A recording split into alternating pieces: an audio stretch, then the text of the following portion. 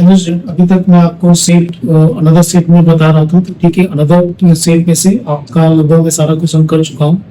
कुछ question section D का बाकी है और कुछ क्वेश्चन सेक्शन सी से बाकी है। ठीक है, तो सेक्शन सी से जो है एक लास्ट क्वेश्चन मेरा बचा हुआ था, मैं आपको कंप्लीट करा रहा हूँ। ठीक है, इसके बाद सेक्शन डी का कुछ क्वेश्चन बचा हुआ मैं कंप्लीट करा दूंगा। इस तरीके से आपका टोटली सेट कंप्लीट हो जाएगा। ठीक है, सबसे पहले चलो स्टार्ट करते हैं सेक्शन सी का जो लास्ट क्वेश्चन है। सेक्शन सी का लास्ट क्वेश्चन ये दिया हुआ है कि ए बी सी डी, क्योंकि ए बी सी डी एक ट्रेपेजियम है। ट्रेपेजियम मतलब एक दो जो दो साइड्स क्या रहेंगे, पैरेलल रहेंगे। ठीक है, फिगर कुछ इस तरीके से दिया हुआ है। ठीक है, आपको कंडीशन क्या क्या दिया हुआ है? कंडीशन क्या दिया कि A B is parallel to C D, A B is parallel to C D, this side is parallel to C D के, और क्या है ए डी से वो क्या है डी सी है, और आपको प्रूव करना है A D is to B C, this side A B is equal to B C, ये प्रूव करना है। ठीक है, देखो इसमें कैसे करते हैं हम लोग।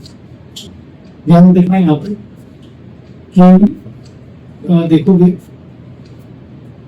ये एंगल होगा x, इसके बराबर अल्टरनेट टू एंगल से, और ये इस एंगल के बराबर होगा अल्टरनेट टू एंगल से। दोनों समझ में आ रही है।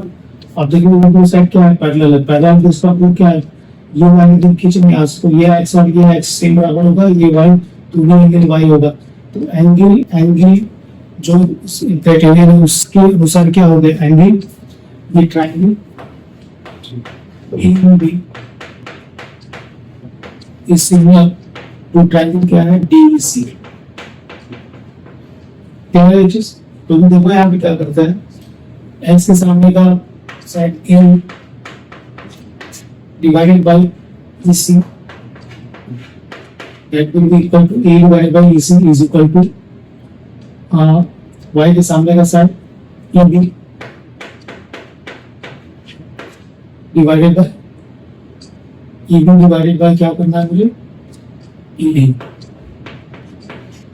ठीक है, क्योंकि y के सामने का साइड ये वाला होगा, इधर y के सामने का साइड ये वाला, तो EB अपॉन ED, और EB अपॉन DC कहने का कोई मतलब ही नहीं है। ठीक है, तो इस तरीके से आपको क्या मिलेगा, E upon EB that will be equal to, इसको नीचे में आया है DC अपॉन ED। ये मान लो क्वेश्चन एक है। ठीक है, अब सेकंड देखता हूँ। सेकंड में क्या होता है, ट्रायंगल AD इस ट्रायंगल BC गिवन है, तो इससे देखोगे तो क्या होगा, A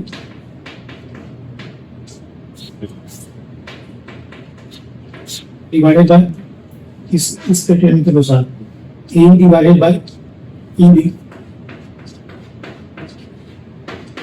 that will be equal to D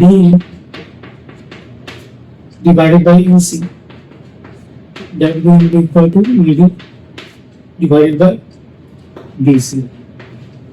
ठीक है, अभी देखो इसमें कुछ कॉमन दिख रहा है। कॉमन देखो यहाँ पे A अपॉन ED, ये वाला,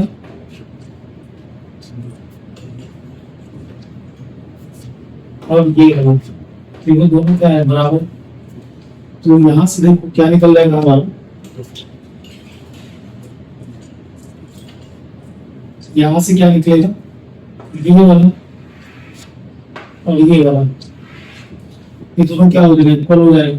इसका मतलब क्या होगा, EC upon ED equal to क्या हो जाएगा, D अपॉन EC। ठीक है, देखना यहाँ से क्या होगा आपका, EC और EC का स्क्वायर हो जाएगा, इक्वल टू D और ED, दोनों सेम चीज है, तो D का स्क्वायर हो गया। क्योंकि ED लिखा हुआ D लिखा कोई फर्क नहीं पड़ता है। तो यहाँ से क्या होगा, EC स्क्वायर क्या हो गया, D, EC स्क्वायर D जब हो गया, सेकेंड इक्वेशन में अगर इसी इसका जो D हो गया, इसका वैल्यू कितना हो जाएगा, 1 हो जाएगा, है ना। अब इस चीज को मैं यहाँ पे कर देता हूँ। ठीक है, इस चीज को यहाँ पे लिया, यहाँ पे लाओगे तो क्या है, D upon EC, D upon EC में तो D का लगा के क्या कर सकते हो, EC लिख सकते हो, क्योंकि दोनों इक्वल है, डिवाइडेड बाय EC इसमें क्या हो जाएगा ईडी अपॉन बीसी, ये कैसे हो गया ईडी अपॉन क्या हो गया बीसी, ठीक है हेंस प्रूव। ठीक है आई बस समझ में। ये आपका क्वेश्चन नंबर 31 का लास्ट क्वेश्चन था सेक्शन सी का। ठीक है अभी हम लोग क्या करते हैं स्टार्ट सेक्शन डी का करते हैं। ठीक है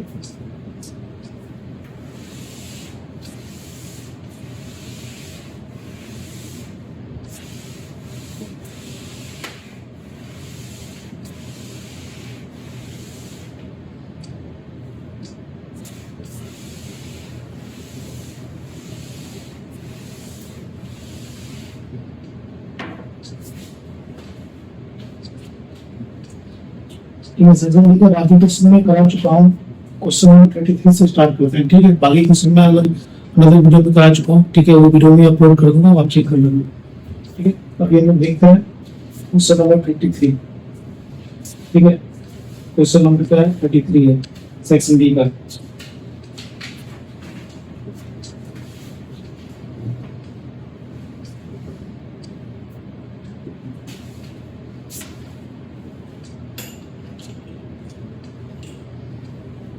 क्वेश्चन नंबर 33 है कि Rahul got a total of 28 marks in mathematics and science quiz. The product of his score would have been 180 if he had received 3 more in mathematics and 4 less in science. ठीक है कहने का मतलब कि मान लो कि मैथ्स में marks है और साइंस में मार्क ऐसा एन प्लस एन से फिर तो आपको 28 दिया हुआ है। ठीक है तो यहाँ से एन कितना आएगा 28 माइनस एस ऐसा मान के चलो। ठीक है अभी क्या हुआ कि यदि मैथ में 3 मोर आता है तो मैथ में 3 मोर आता है। ठीक है और साइंस में 4 कम आता है। ठीक तो जो प्रोडक्ट है क्या होता है 180 डिग्री होता है 180 होता है मतलब प्रोडक्ट 180 होता है। तो अभी देखो इसको सॉल्व कर देते हैं। यहाँ से क्या करते हैं एम का वैल्यू यहाँ से 4 होता है इसके। ठीक है तो क्या हो जाएगा एम की जगह 28 minus S plus 3 S minus 4 इस पर भी क्या हो जाएगा 180। ठीक है दिस इंप्लाइज दैट क्या हो 28 प्लस 3 31 माइनस एस इस पर एस माइनस 4 इस पर भी क्या हो गया 180 हो गया। अब इसको सिंप्लीफाई करते हैं तो क्या होगा 31s माइनस 31 और 124 ठीक है 31 माइनस एस स्क्वायर और माइनस प्लस क्या हो जाएगा 4s इस पर क्या आ गया 180। दिस इक्वल टू क्या होगा 31s plus 4s 35s minus S square ठीक है माइनस 124 which will be 180.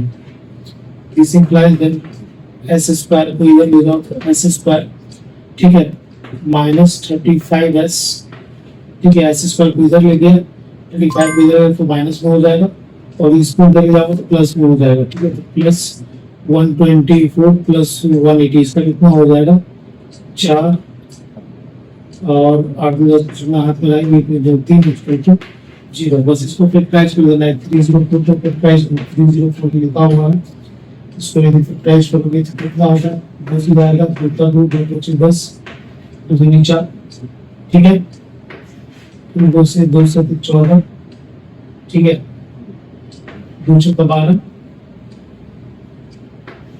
फिर 2 से 2 3 2 16 फिर 2 से 29 होता है 2 गुनी 4 गुनी 8 गुनी 16 और 16 ठीक है गुनी 19 पर भी कितना आ जाए और 915 और ये 3 भी हो जाएगा। ठीक है तो इसका मतलब क्या इसको फिर टाइप करेंगे एस स्क्वायर ठीक है माइनस 16s ठीक है माइनस 19s प्लस 304 इसका क्या होगा 0। इस तरीके से x को यहाँ पे कॉमन लेंगे तो s माइनस 16 माइनस 19 को कॉमन लेंगे तो s माइनस 16 19 को यदि डिवाइड करेंगे तो 19 का 19 ठीक है 19 का 19 हुआ और बचा कितना है 19 0 दिस डिवाइडेड s minus 60 और s minus 19 इक्वल टू 0। यहाँ से आपका सोल्यूशन क्या निकला, s का वैल्यू यहाँ पे 60 होगा या तो 19 होगा, ठीक है। तो s का वैल्यू या तो 16 होगा तो 19 होगा, तो मैथ का वैल्यू कितना हो जाएगा, m का वैल्यू कितना हो जाएगा, 28 माइनस 16 करोगे तो कितना होगा, 8 12 और 19 भी करोगे 9 होगा, ठीक है। तो देखो इसमें टोटल सम करोगे तो कितना आता है, 6 2 8 2 3 और 19 और 9 यहाँ भी 28 होता है। तो हमारे पास सॉल्यूशन कितना आ रहा है, सॉल्यूशन दो तरीके से आ रहे हैं, ठीक है। तो या तो मैथ में 12 और 9 आएगा, प्लस इसमें कुछ कंडीशन से भी ऐसा दिया हुआ देख लेता हूँ जो सी यूनिक हो जाए। फिर मैं place in for lesson science find this for two subjects, ठीक है। प्रोडक्ट जो हमारा क्या होना चाहिए, प्रोडक्ट जो है वो होना चाहिए कि मैथ में हमारा 3 ज्यादा होता है, मैथ में 3 ज्यादा आता है, इसको मिटा देता हूँ ऐसा चेक करने के लिए, ठीक है। ये मल्टीपल आंसर हो सकता है, कोई प्रॉब्लम नहीं है उसको।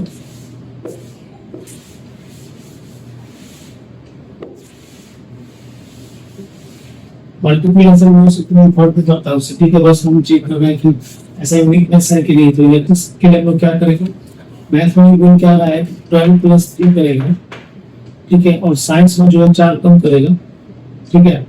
मैथ में मान लो कि हम लोग जब हम 16 लेते हैं तो हमारा क्या आता है, 16 लेते हैं तो 12 आता है। एक ये सॉल्यूशन हो गया, दूसरा ये सॉल्यूशन हो गया, ठीक है। तो पहला हम सर्च करते हैं तो मैथ में तो 3 ज्यादा लेते हैं और इसमें 4 कम लेते हैं, तो ये 12 हो गया। तो ये मैथ और साइंस से मल्टीप्लाई कर रहे हैं, क्या आ रहा है ये देख लेते हैं, ठीक है। 12 3 15, 15 में 12 से मल्टीप्लाई करोगे, 12 में सब कुछ में आता है 14 छोटा है, 180 को आ रहे हैं, ये करेक्ट है। दूसरा देख लेते हैं, 9 में 3 ऐड कर देंगे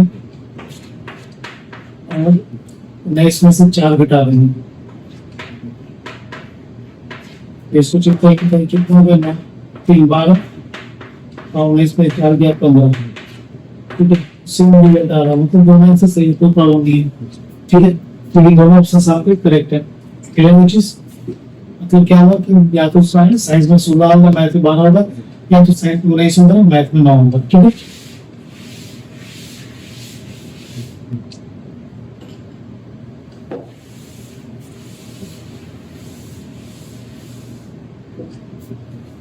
Release the pacing on with the a flight of 2800 kilometer and aircraft was slowed down due to bad weather. Taking its average speed is reduced by 100 km per hour and time increased by 30 minutes. So that the original duration of the flight is 3 इस तरीके से लिखा हुआ रहता है 3.9 divided by 3 1/2 hours है original इसका लिखना करना है, ठीक है। ये जैसे करते हैं इसको,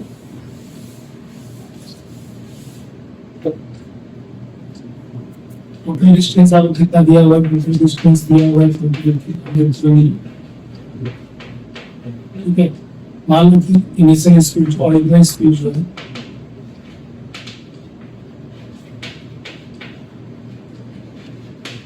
इसमें कोई है, ठीक है। टाइम कितना होगा, t1 कितना हो जाएगा, 2800 डिवाइडेड बाय 2। अभी क्या बोले कि due to bad weather the average speed is reduced by 100 kilometre. तो जो ओरिजिनल स्पीड था वो है, तो रिड्यूस्ड स्पीड क्या हो जाएगा,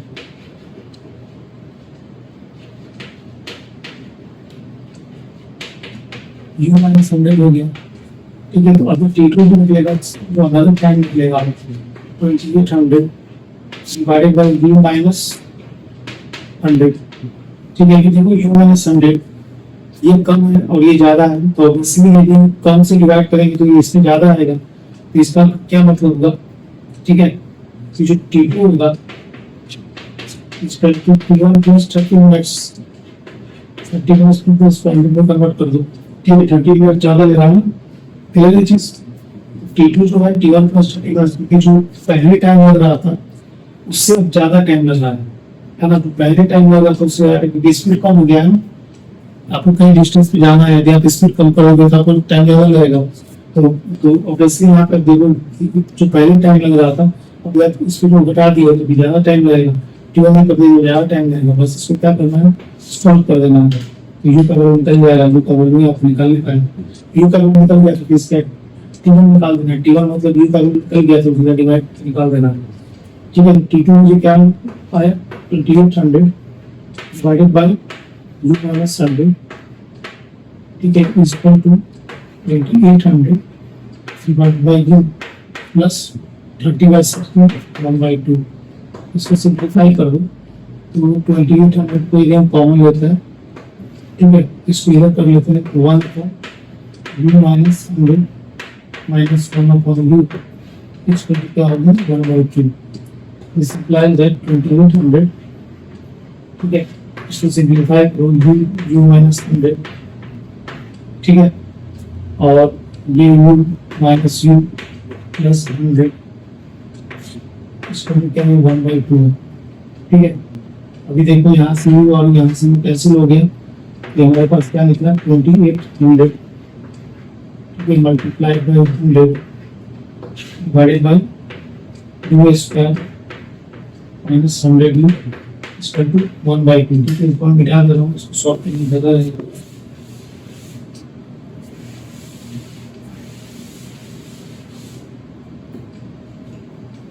ठीक है, तो यहाँ से क्या निकल गया हमारा u square minus 100 minus 100 equal to 4/6। ठीक है, 1 2 3 4।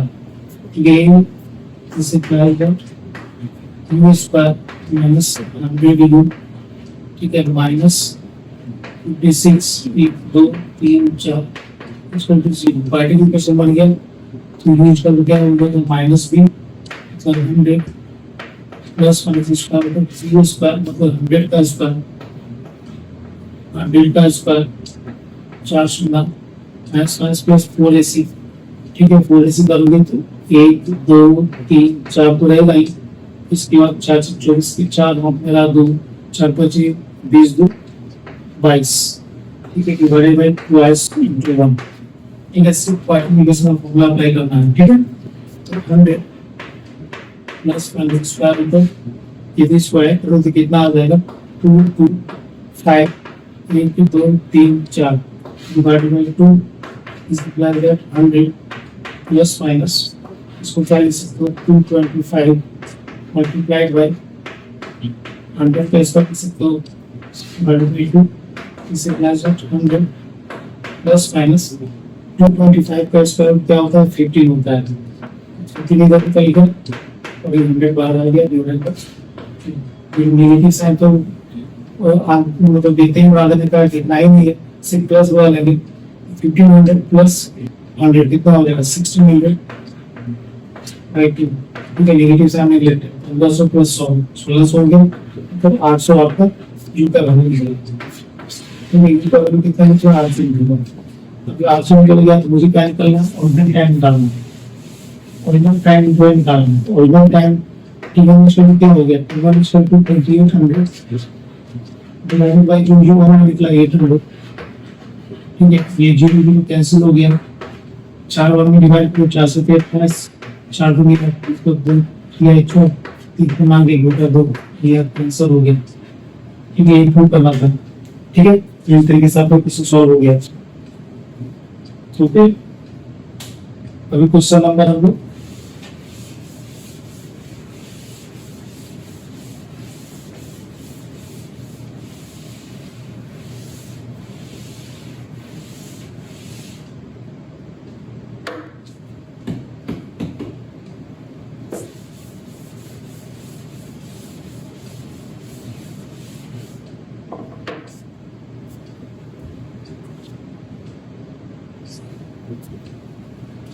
तो क्वेश्चन 35 हम लोग करते हैं। ठीक है, सेक्शन डी से है 35।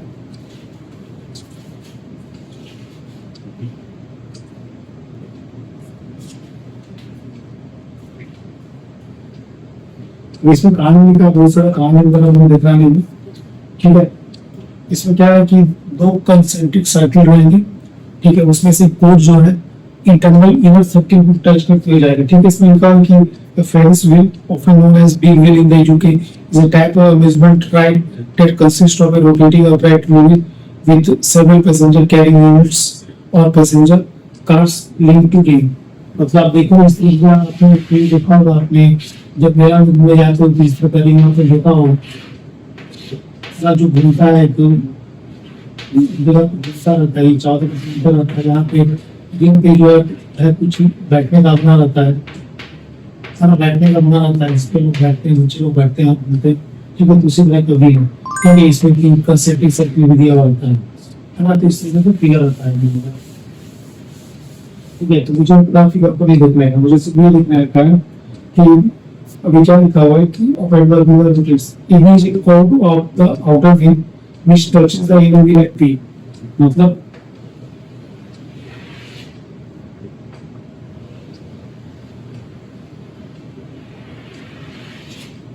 AB is the port of the outer wheel which touches the inner wheel at P, ठीक है। यहाँ पे टच कर रहा है इसको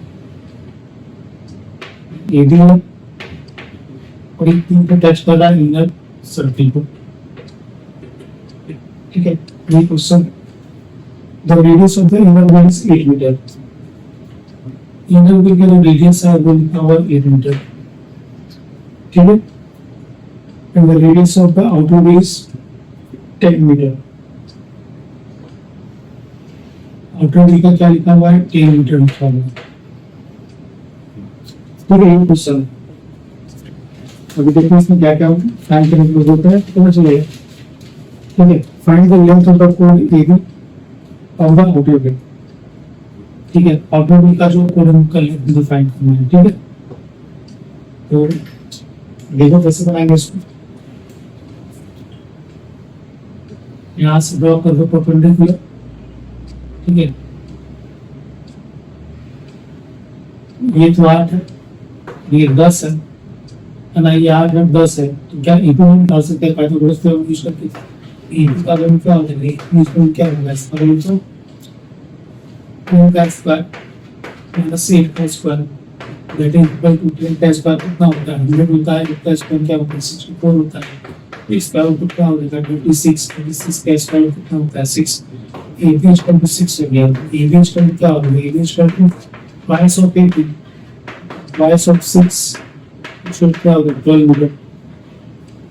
ये पार्ट भी आप हो गई, ठीक है। अभी पार्ट भी बनाते हैं, पार्ट में क्या बन रहा है, पार्ट में आपको AB का आउटर व्हील से एक्सटेंड टू पॉइंट C, ठीक है। किसी पॉइंट C तक इसको एक्सटेंड किया गया, ठीक है। इफ BC is 9 मीटर, ये BC जो है आप कितना दिया हुआ है, ये 9 मीटर दिया हुआ है, ठीक है। Then find the distance of the point C from the center of the wheel.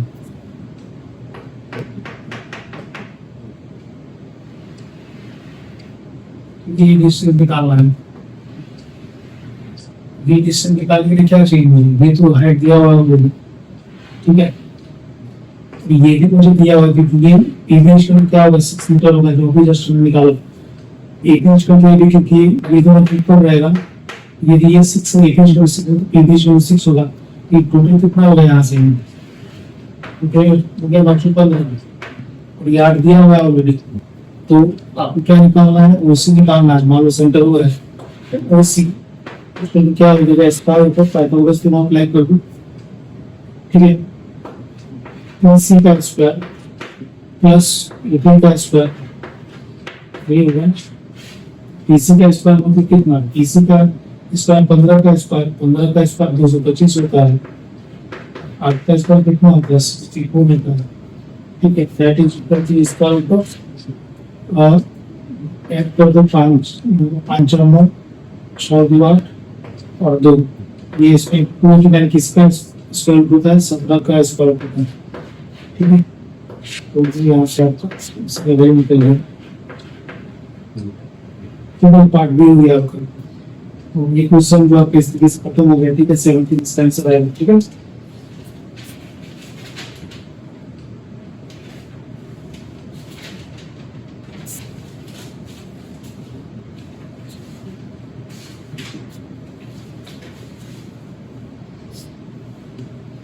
अभी हम लोग लास्ट क्वेश्चन वो कर लेते हैं कंप्लीट, ठीक है। लास्ट क्वेश्चन है आपका इस पार्ट में सेव का, ठीक है। इसके पहले आगे का क्वेश्चन सब मैं करा चुका हूँ नए वीडियो में, ठीक है।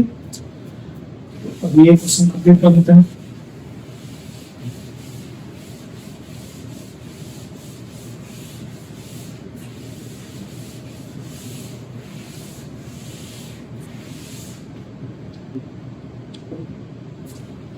तो लास्ट क्वेश्चन क्या होता है कि a parallelogram PQRS is inside a triangle ABC in which AB is parallel to PS.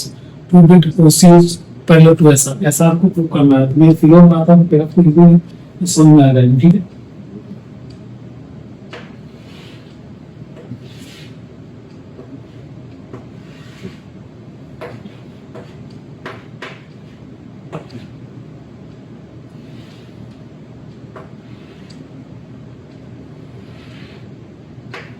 Point हो, ठीक है। अभी क्या होगा कि PQRS इस साइड पर ABC, यहाँ से स्टार्ट हो रहा है P और Q,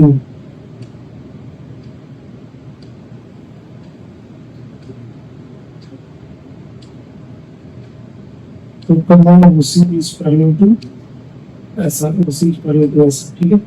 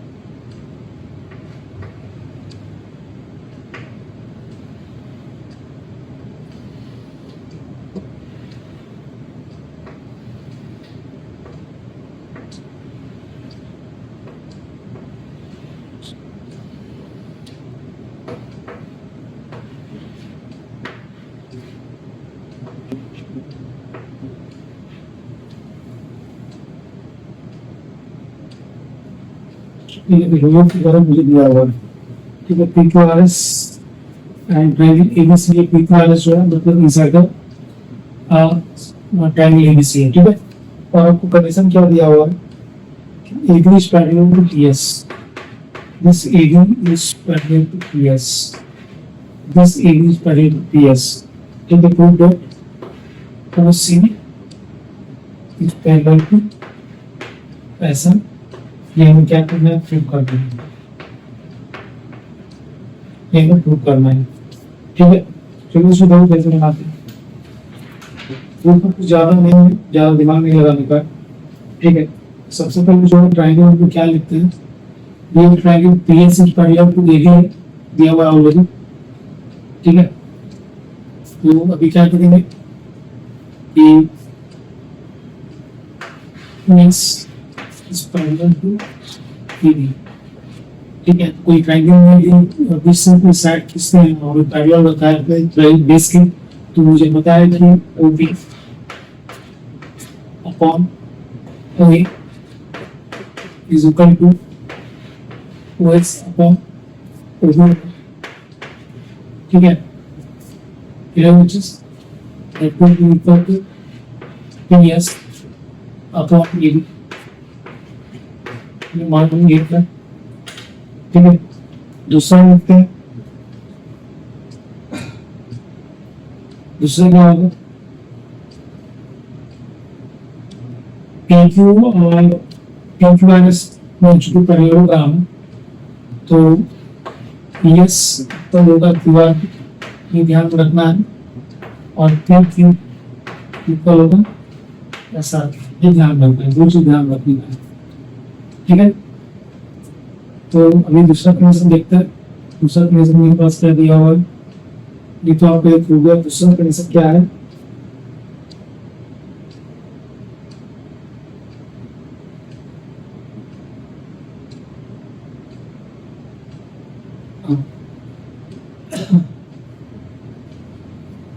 TS is parallel to QR है। ये वाला ट्रायंगल हम देखेंगे, इस ट्रायंगल बड़े वाले ट्रायंगल में। तो देखो ध्यान से, CQ, ठीक है, CQ by CA that will be equal to CR divided by CD that will be equal to QR divided by the AB, है ना। ये दो क्वेश्चन, सेकंड क्वेश्चन इसको मान रखो। पहले चीज, पहले तो ये वाला ट्रायंगल लिया हमने, ये वाला ट्रायंगल OPS एंड OAB, दूसरा हमने क्या लिया, CQR एंड CAB, दो ट्रायंगल में लिया, दो रेशियो में निकाल लिया, ठीक है। अभी मुझे क्या करना है कि OC is parallel to SR है, OC is parallel to SR है, तो OC इज पैरेलल टू यदि हम ऐसा करना चाहते हैं तो OS upon OB is equal to CR को CAB प्रूव कर देंगे तो हो जाएगा, है ना। ये चीज कर देगा तो हो गया हमारा काम करता। तो देखो यहाँ से QR upon AB, QR upon AB कहाँ दिया, हाँ देखो PS और QR दोनों क्या है, इक्वल आपस में, ये वाला और ये वाला क्या इक्वल है। देखो ये रेशियो क्या है, सीमा है ना। यदि आप देखो इस वक्त जो PS जो है कि पैरेलल का PS इज इक्वल टू क्या हो है QR, तो ये PS से QR इक्वल है, इसका मतलब क्या होगा कि ये रेशियो हमारा पूरा इक्वल हो जाएगा। तो मुझे बेसिकली कंस्ट्रक्ट किस पे करने का है, कंस्ट्रक्ट मुझे करना है OS का है, OS ये वाला है, OS upon OB equal to ये वाला, बस ये दोनों को कंस्ट्रक्ट करना है। बाकी सब का मतलब इंगल PS इक्वल टू ना QR वैल्यू दिया, तो ये पूरा का पूरा रेशियो क्या हो जाएगा, बराबर हो जाएगा आपस में, ठीक है। समझ में बात, PS इक्वल टू QR, नीचे तो AB कॉमन है, तो ये दोनों रेशियो क्या हो जाएगा, इक्वल हो जाएगा। इसका मतलब है कि OS upon OB, so from 1 and 2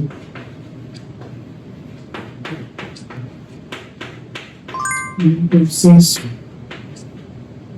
PS is equal to QR, ऐसा लिख देंगे OS upon OB that will be equal to क्या हो जाएगा, CR upon CB, ठीक है। CR upon CB, OS upon OB to CR upon CB, ये prove करना था।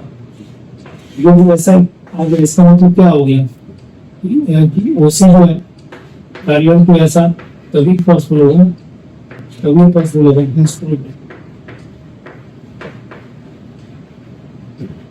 ठीक है, तो इस तरीके से आपका ये सेकंड सेट जो है आपका बॉडी नाम का मैंने थोड़ा बुक कर दिया है, ठीक है।